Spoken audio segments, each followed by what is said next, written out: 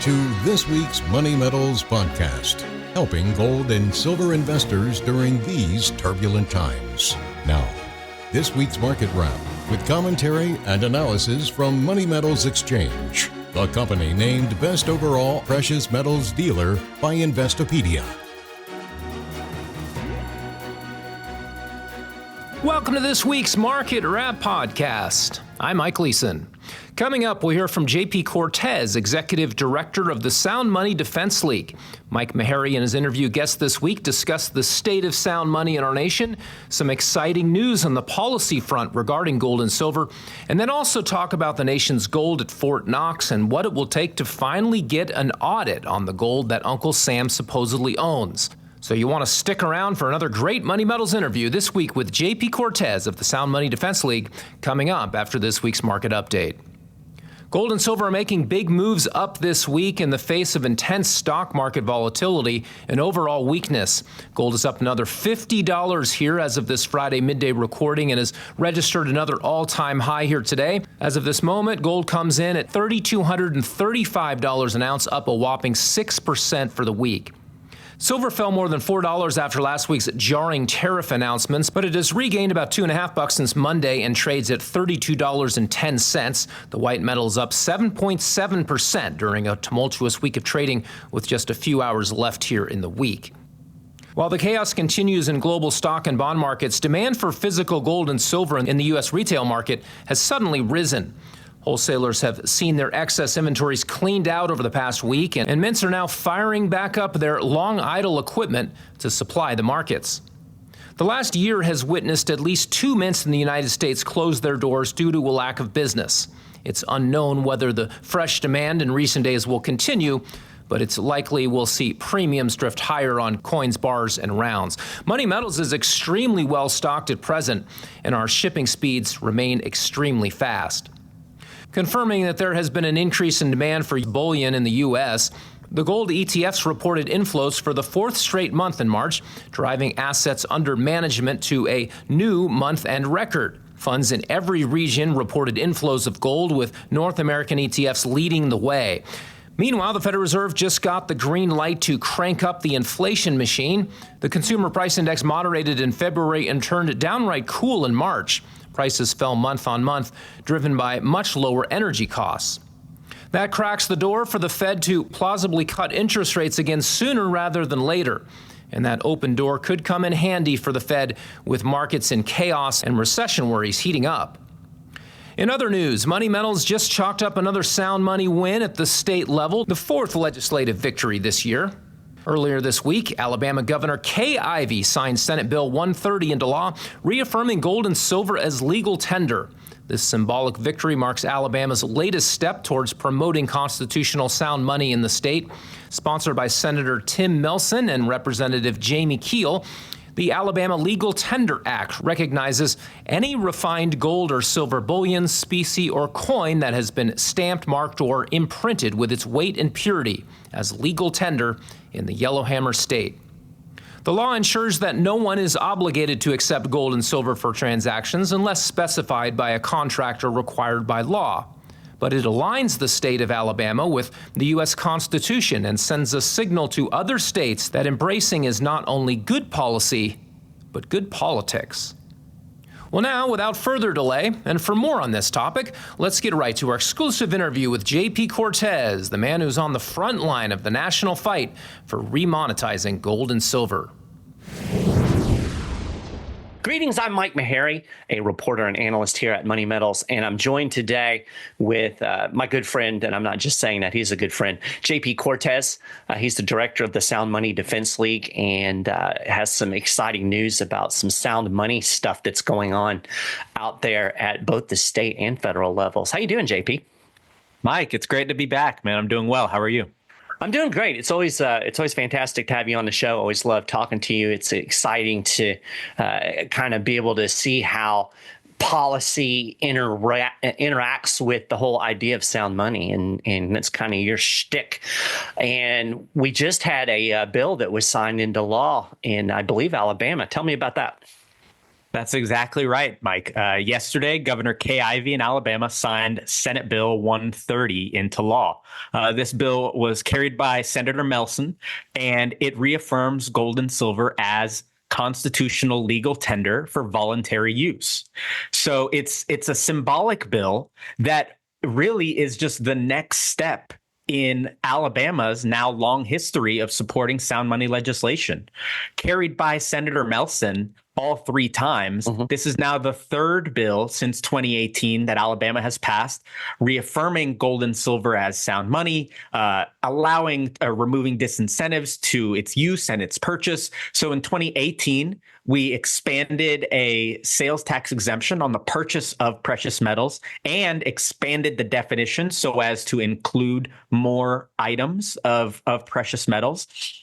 Last year, we eliminated the capital gains tax on the state capital gains tax on precious metals in Alabama. So in Alabama, functionally, there is no friction by the state imposed on precious metals. When you buy it, it's sales tax free. And when you sell it, the state isn't going to come knocking for their cut. While the feds still do, of course, but the state itself has said, no, we're not taxing precious metals in this way. And ultimately, that's what gets it to function as money. That makes it possible to function as money.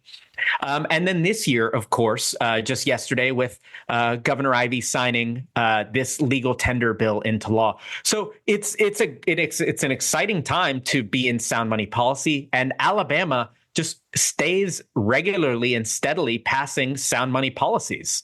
Yeah. One of the things I like just from a kind of a political observer wonk is the way that they've approached this with kind of this step-by-step political strategy, right? They're not trying to do everything at once.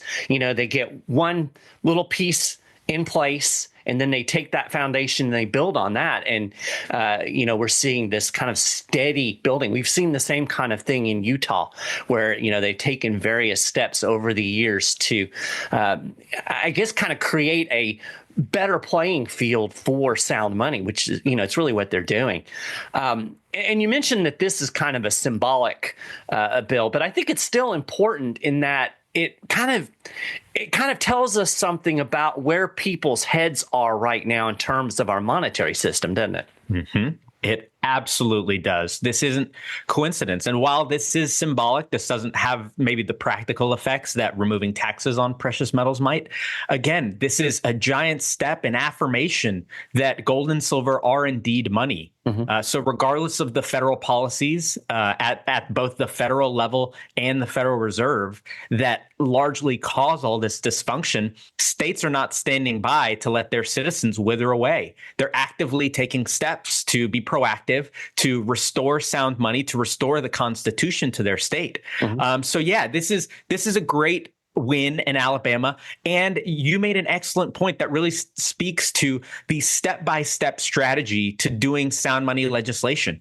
Listen, and this is true not just of sound money legislation. This is true of really all types of policy. Yeah. There are different strategies to implementing or to hopefully passing legislation. You can take giant bites at the apple. You can include everything into one piece of legislation and hope that passes, or you can take small incremental steps and you stack those victories. And then ultimately, before you look, a couple years go by and you look again, and Alabama, in this case, is a sound money powerhouse.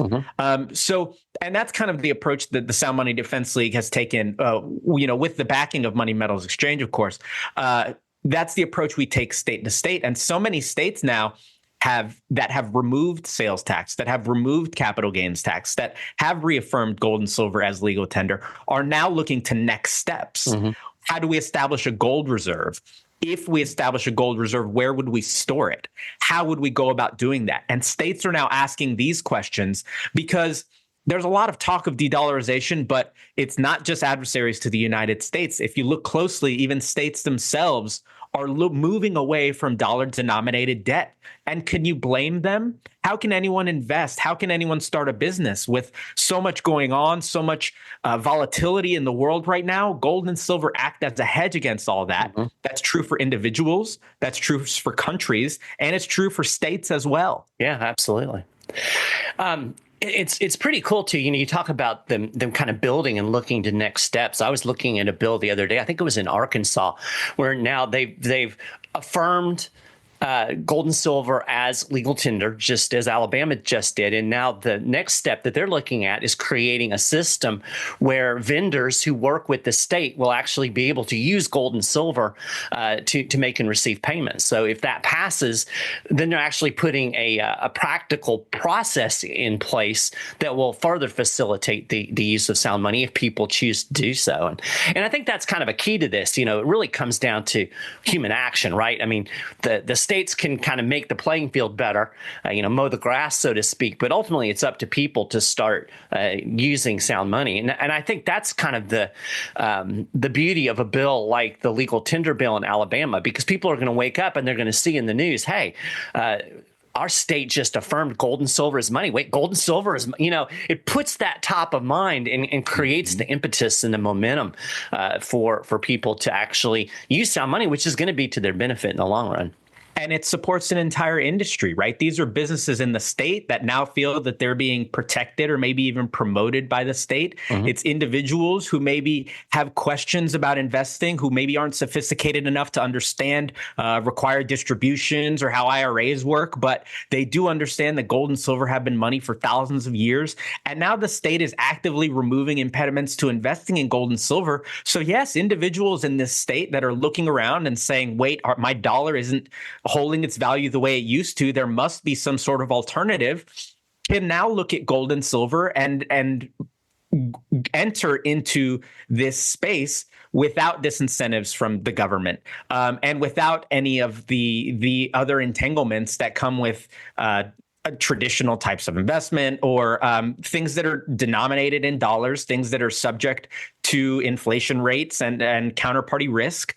So, more and more states are remonetizing gold and silver, not just through the functionality of removing the debris and the thistle that stand in the way of people using them as money, but also psychologically reaffirming and making proactive statements that gold and silver are indeed money. Yeah, absolutely. So Alabama's not the first state this year to pass sound money legislation, if I am correct. What else has been going on, and what other things have the Sound Money Defense League been helping to push through? It's been a very busy year for us at the Sound Money Defense League. It started in Wyoming. Wyoming earlier this year passed Senate File 96, sponsored by Senator Ide. And this bill established a multi-million-dollar physical gold reserve for the state of Wyoming. Previously, Utah has established a physical gold reserve. Ohio has invested in paper gold. Texas famously once owned physical gold. And so Wyoming is the state taking the next step. So they've passed this legislation. They've empowered their treasurer to consult with third-party vendors, security, insurance, all of these things that go into caring for an asset like gold and empowering the state treasurer to invest in this. So that was a huge win. Wyoming, starting in 2018 with the passage of their Legal Tender Act, which we worked on closely with the Representative Edwards, the late Representative Edwards, to pass this bill that reaffirmed gold and silver as legal tender and removed taxes on it. And now you can see, just like you were saying, this step-by-step thing, several years later, the state has now established a physical gold reserve, and the state is in a better position to protect the states and its own state coffers, its citizens and its own state coffers with gold and silver. Yeah. So that's I think, a big thing that is underappreciated is how much, in many cases, states, whether we like it or not, act as taxpayer-funded hedge funds. Right. There are states that look to investments for the revenue that they bring in, and investments returns make up a large part of a state's operating budget. And to that end, states are regularly chasing returns. They're chasing yield. And that means investing in dollar-denominated debt. That means investing in risky assets in some cases. But in the case of many states, it also means investing in assets with real negative rates of return. Right. So to the extent that the state is going to be investing in things, shouldn't they be investing in constitutional money and money without counterparty risk, right, in money that they can store in their state? So encouraging states to do this is the next step. And Wyoming has enacted a law now doing this, and several other states are considering legislation to do the same thing. Just 48 hours ago, I was in Nashville, Tennessee, testifying on legislation to make Tennessee the next state that establishes a gold reserve. They're looking at about $60 million over there to begin their reserve fund with. Yeah, didn't last year, didn't they kind of set the stage for that? Now what they're doing is kind of trying to figure out a way to put that into practice, right? Again, Tennessee, kind of step by step. Tennessee is another fantastic example of a step-by-step process. You know, when we started the Sound Money Defense League in 2014, and when we started working in Tennessee, I thought to myself, Tennessee's a red state. Why is this so difficult to get passed? And this was just on the sales tax issue. Yeah. It took us many, many years of me traveling to Nashville, me communicating with in-state supporters and organizations in the state, trying to get this bill passed. And what started with a single sales tax exemption on the purchase of precious metals, the gates opened and water started flooding in. So it started with sales tax, then it became income tax. And now we're seeing that Tennessee has passed multiple bills over the last couple of years doing just that, setting the stage for what will be the Tennessee Gold Reserve. So all of this happens incrementally, and each win individually matters. And so now we can see that Tennessee has reached that state where they're actively considering, and hopefully this year will be the next state to pass a bill like that. So it started in Wyoming, passing this gold reserve. Right. Next was Idaho. Idaho is another state that we've worked in for a long time. And this year they've passed 2 sound money bills. The first was House Bill 40. This was actually the state tax cut. It was the largest tax cut in state history. I believe it was $240 million that was cut and given back to taxpayers. Included in that tax cut was a capital gains exemption on the sale of gold and silver. So now in Idaho, when you sell your gold and silver, you don't have to track your cost basis. You don't have to go to the government and tell them what you gained and then pay taxes on that every year. You can simply sell or use your precious metals without the state butting in. Just weeks later, the ink had barely signed, or the ink had barely dried on the governor signing his signature on House Bill 40 when Idaho enacted House Bill 177. This was a bill, much like this bill in Alabama that we started talking about, that reaffirmed gold and silver as legal tender. Right. This is Idaho, again, making a symbolic but important step towards remonetizing and making a positive statement towards the entire industry, towards anyone in the state who might be considering investing or using gold and silver as a way to protect themselves and their savings against dollar devaluation. Lastly, is Kentucky. And if you remember, Mike, there was a whole drama over the last couple of years in Kentucky. What started as us working to exempt the sales tax from precious metals, then that, after years of effort, was finally approved by the legislature, made it to Governor Beshear. Governor Beshear vetoed the bill. He said, if you have enough money to buy gold and silver, you should be paying sales tax. He sneered that at investors of gold and silver in the state. The attorney general came out and said this veto is illegitimate. It's unconstitutional because he tried to use veto power on a bill that he did not have constitutional power to veto. The attorney general said so. The legislature said so. But still, Governor Beshear directed his departments to collect the tax against precious metals dealers in the state, with penalty of fines and legal action for any dealers that did not collect the tax. This put dealers in a very, very tenuous situation. To that end, Liberty Firebrand Representative TJ Roberts was working with the Sound Money Defense League and introduced a bill that not only made the sales tax or it not only made purchases of gold and silver sales tax free retroactive to the original passage date in 2024, he also attached stiff penalties to Governor Beshear personally and his departments that for wrongful taxation. He included or created a system that would entice taxpayers to sue the state of Kentucky for wrongful taxation of gold and silver. The legislature passed this bill overwhelmingly. Governor Beshear, unsurprisingly, vetoed the bill. But the legislature wised up this time and decided, no, you're not going to get away with it. We're going to override your veto. And they did that.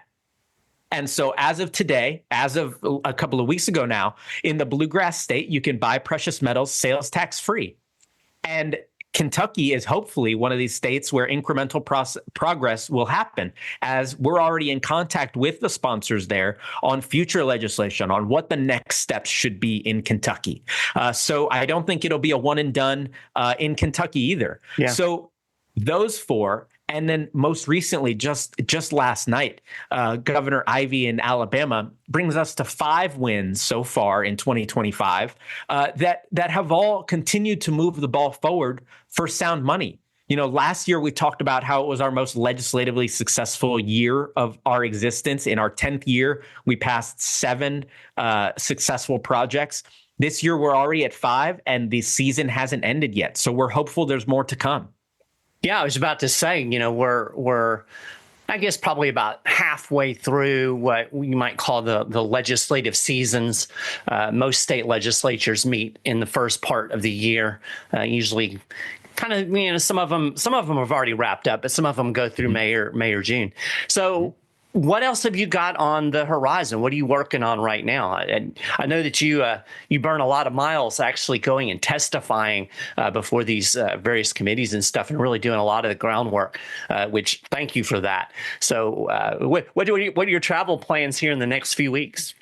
Well, so much of that, my ability to do that comes from the support that we receive from Money Metals Exchange. You know, and I just want to make a quick point here.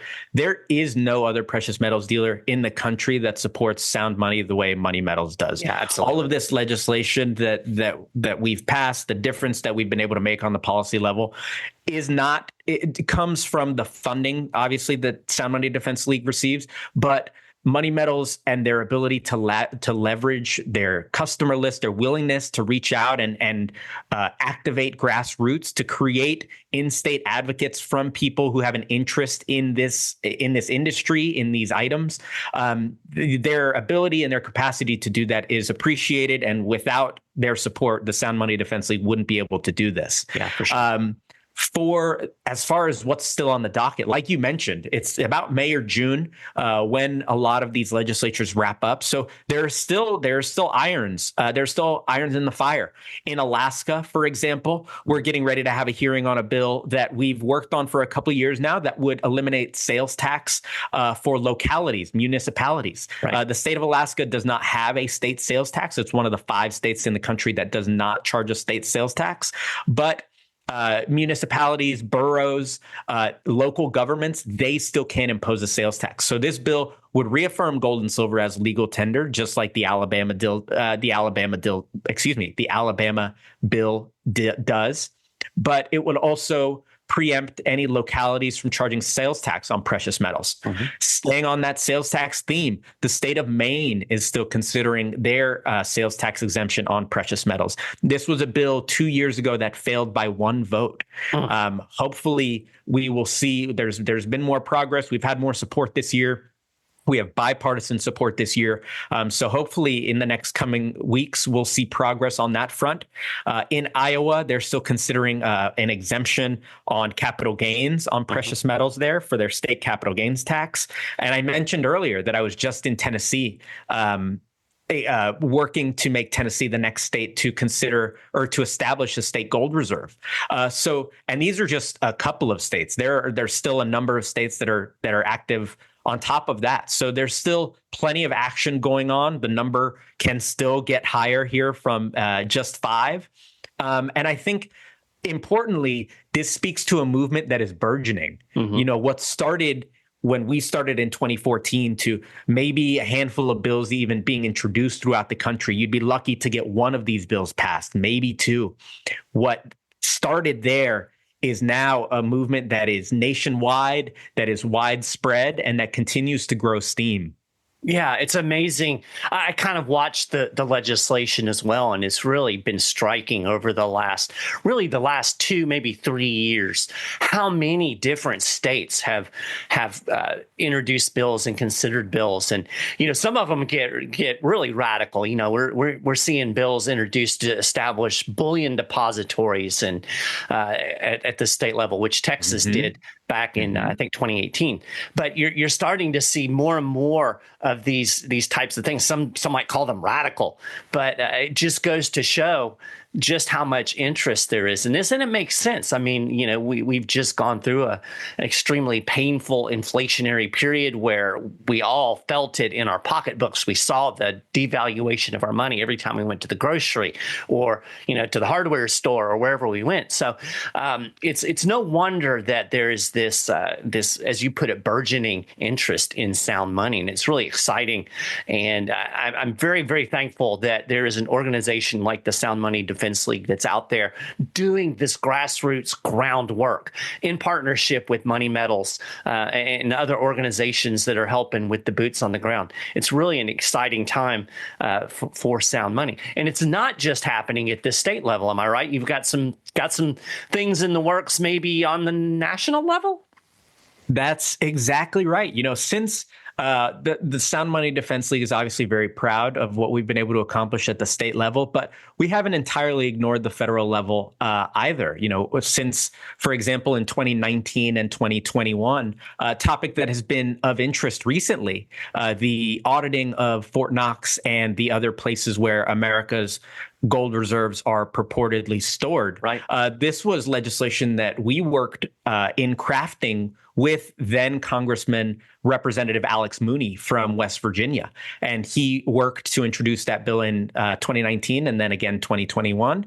And in 2024, he also reintroduced the Monetary Metals Neutrality Act, which would eliminate the capital gains tax on gold and silver at the federal level, right, which would be huge because the reason that states even tax precious metals, the capital gains tax, is because most states start with the federal number. Right. So if the federal tax were removed, many states simply by default would not tax precious metals unless they affirmatively passed policy or passed regulation that did so.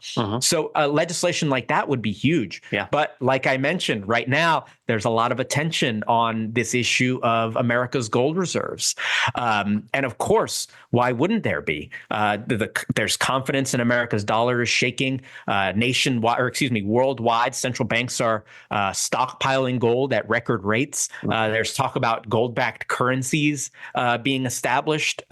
So there's a lot of interest in whether or not America's gold holdings, the greatest monetary asset the world has ever seen, are in fact there the way the United States says they are. So legislation to audit the gold would be incredibly important. It would be incredibly useful at this time. And I think it's important to note that the theatrics cannot suffice for an audit. Yes. Elon Musk has tweeted more than once about how great a live stream would be, how great it would be to get a camera and go through to show America the gold bars.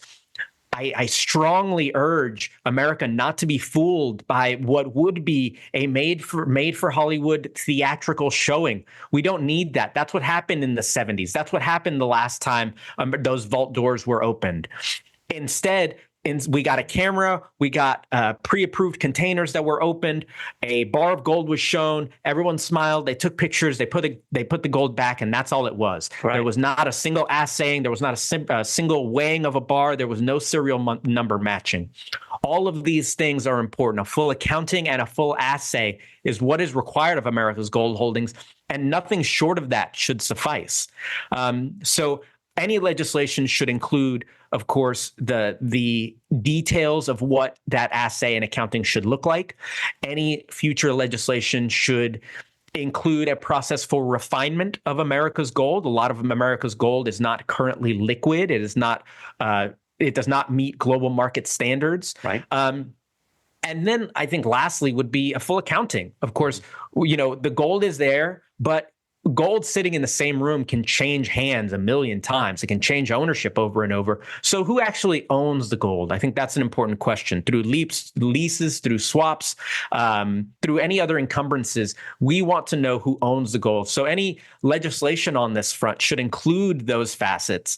And we're excited and hope that in working with members of Congress now that we're able to capitalize on this energy and this question that is surrounding America's gold holdings and introduce more federal legislation to that end.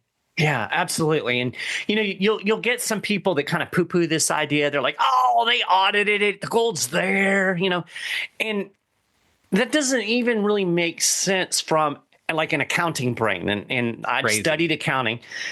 When you have a monetary thing like gold, you audit constantly, right? It's not just a one and done. You don't just say, oh, we audited it, it's fine. You have to go and have ongoing processes in place. And as you mentioned, it's not just counting bars. It's making sure that the bars are real, making sure that the gold is up to the standard that it needs to be. And I think you hit the nail on the head. The most important thing is who actually is in control of this gold, the paper trail, again, encumbrances and leases and all of these things that can be placed on a bar of gold that's sitting in the same place. So you're absolutely right. Anybody who tries to tell you, dear listener, that we don't need to audit the gold because we did it back in 19 whatever, that's not what auditing is. And I think that's really important because there are a lot of people out there in the mainstream that just want to kind of, point and laugh. And it almost makes you wonder, like, what are they scared of? I mean, like, why would you not want to audit it? What is the downside? The only downside that I can think of is there's not as much gold there as they're saying, or it is encumbered in ways that we don't realize. And so that should make people nervous. Absolutely. And I think the encumbrances obviously matter, and a full audit and accounting is obviously what it's going to take here. Nothing else. America can't be fooled again by by a fake audit. Right. Yeah. If I get audited by the IRS, they're not going to accept that, I counted my bank account, last month, everything's good. Nobody would accept that. And frankly, America has done nothing to earn the benefit of the doubt of not having an audit. Since 1913, they've established this shadowy hand, quote unquote, private or not government institution in the Federal Reserve Bank. Right. In 1933, they criminalized owning gold and silver. Since then, they have perpetually devalued the money and weaponized and used it as a cudgel around the world. So the money managers, the people in charge, there's no real reason to give them the benefit of the doubt. They have not earned them. And fortunately, that's the benefit of an audit. I don't have to believe you, or maybe I do. I need to see the audit. Yeah, right. Exactly. Show me the paperwork, show it to me, and then we can all move along, hopefully.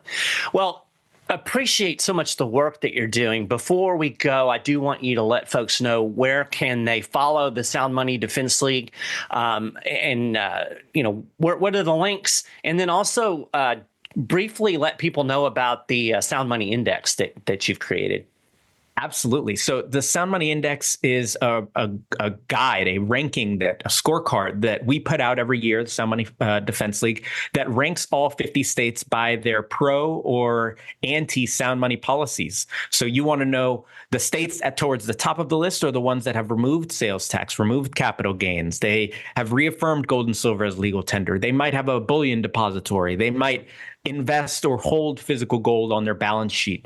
These are the traits, the characteristics of states that you'll find towards the top of the index. Towards the bottom of the index, you'll find that these are states that generally have high levels of taxation, that have not taken steps to remove taxes on precious metals. They have not established a depository. They have not taken steps to reaffirm gold and silver's role as constitutional money as prescribed by Article 1, Section 10 of the U.S. Constitution.